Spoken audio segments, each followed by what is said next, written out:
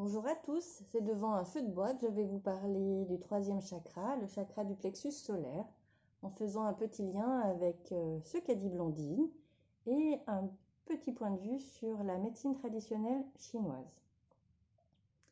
Le troisième chakra, il correspond au Tantien inférieur. Le Tantien inférieur, c'est le second des trois nœuds énergétiques de l'axe du Tai Chi. Ce troisième chakra, c'est l'endroit où l'énergie de l'inhalation yin rencontre l'énergie de l'exhalation qui est yang. Du coup, c'est pour ça que c'est un chakra très important pour la respiration. Concrètement, en médecine traditionnelle chinoise, moi je l'associerais au couple foie-vésicule biliaire et rate-estomac. Ces organes, ils correspondent chacun à une émotion, un sentiment.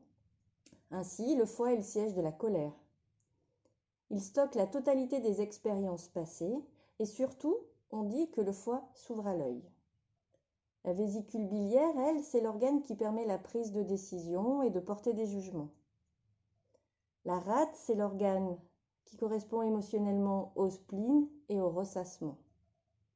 L'estomac, lui, il correspond à la digestion des aliments, mais aussi à celle des émotions.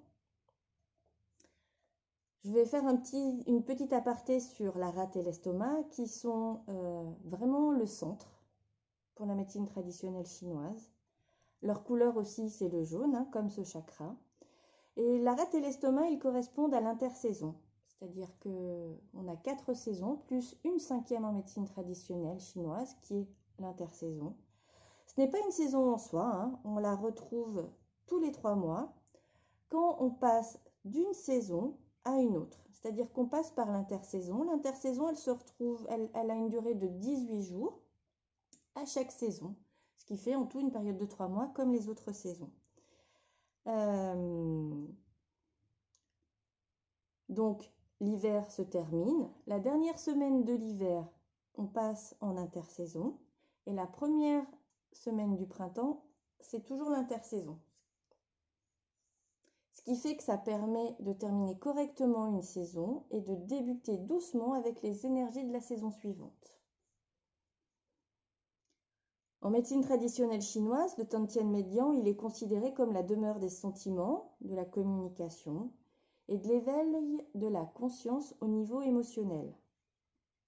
Au fil des ans, avec l'âge, les chocs, les déceptions, le déni, la faculté empathique naturelle de communication se perd progressivement pour chacun d'entre nous, sauf si on le travaille bien sûr. Alors, ce qui peut aider à nettoyer tout ceci, c'est les régimes alimentaires, le jeûne, parce que faire attention à son alimentation, ça favorise la purification de ce chakra et ça aide à avoir une meilleure digestion.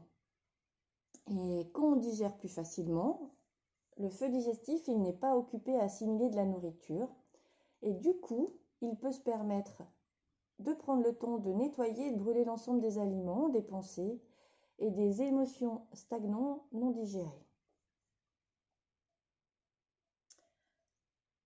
Dans la Chine ancienne, équilibrer le Tantien médian se disait « Le soleil et la lune se reflétant mutuellement dans le palais jaune ». C'est assez poétique, c'est assez joli. Et pour ouvrir, pour permettre de débloquer un petit peu ce chakra, en Qigong thérapeutique, on dit que la musique, le chant et les rires permettent d'ouvrir cette zone. Alors aujourd'hui, ayez une pensée pour ce que je viens de vous dire et souriez-vous, un sourire intérieur qui se dessine à l'extérieur. Je vous souhaite une belle journée et je vous laisse avec Blandine qui va vous présenter une méditation.